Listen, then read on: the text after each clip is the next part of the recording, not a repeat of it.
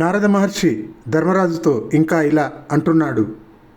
ఆ మహావిష్ణువును విశృంఖలమైన విరోధంతో చేరటం కంటే భక్తితో చేరటమే కష్టం అనిపిస్తున్నది. అనురాగంతో చేసే ఆరాధనతో కంటే ద్వేషంతోనే భగవంతుని సారూప్యం పొందవచ్చేమో అని నాకు అనిపిస్తున్నది. తుమ్మెద ఒక పురుగుని తెచ్చి దాని చుట్టూరా జంకారం చేస్తూ తిరుగుతూ ఉంటుంది.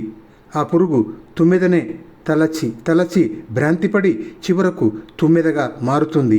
అలాగే భయం వల్ల కానీ, నయం వల్ల కానీ, స్మరణం వల్ల కానీ, శ్రవణం వల్ల కానీ శ్రీ మహావిష్ణువు సారూప్యం పొందవచ్చు.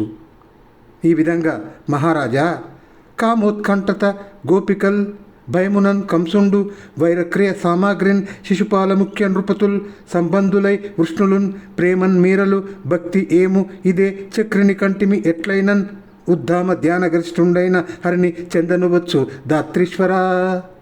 ఈ విధంగా మహారాజా, అధికమైన కామముతో గోపిక భామలు, భయముతో కంసుడు, వెనుదీయని వైరంతో శిశుపాలుడు, దంతభక్తుడు మొదలైన రాజులు, అనుబంధం పెంచుకున్న సంబంధంతో యాదవులు, ప్రేమతో ఉత్తమ ప్రభువులైన మీరు, భక్తితో మహర్షులమైన మేము శ్రీ మహావిష్ణువు నామస్మరణం చేసి ఆ స్వామి అనురాగానికి పాత్రులం అయ్యాము. కాబట్టి ఏ విధంగానైనా సరే నిరంతరమైన స్మరణం వల్ల జనుడు జనార్దనుడు అవుతాడు, నరుడు నారాయణుడు అవుతాడు.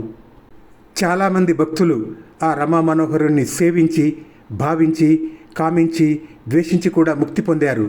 భయపడి భంగపడి కొందరు, ఆయనతో స్నేహం పెంచుకొని సేవ చేసుకొని కొందరు, మనస్సును ఆయనకే అంకితం చేసి కొందరు సద్గతిని సంపాదించారు.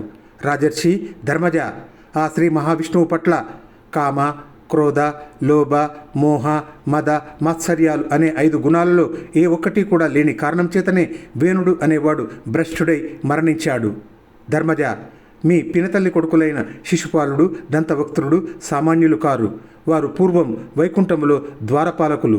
అటువంటి ఆ భక్తులు ఒకానొకప్పుడు విప్రుల శాపం వల్ల పదభ్రష్టులై భూలోకంలో జన్మించారు అని దేవర్షి నారదుడు అనగానే ధర్మరాజు అది విని మళ్ళీ నారదుణ్ణి ఇలా ప్రశ్నించాడు. అలుకన్ కారణము ఏమి విప్రులకున్? మున్ను ఆ విప్రులు ఎవ్వారు? నిశ్చలులు, ఏకాంతులు, నిర్జితేంద్రియులు, నిస్సంసారులు, ఈశానువర్తులు, వైకుంఠపురి నివాసులు అనన్ విందును. వారికి ఏ భంగిన్ ఈ కల జన్మంబులు వచ్చే? నారద వినన్ కౌతూహలంబు అయ్యడిన్.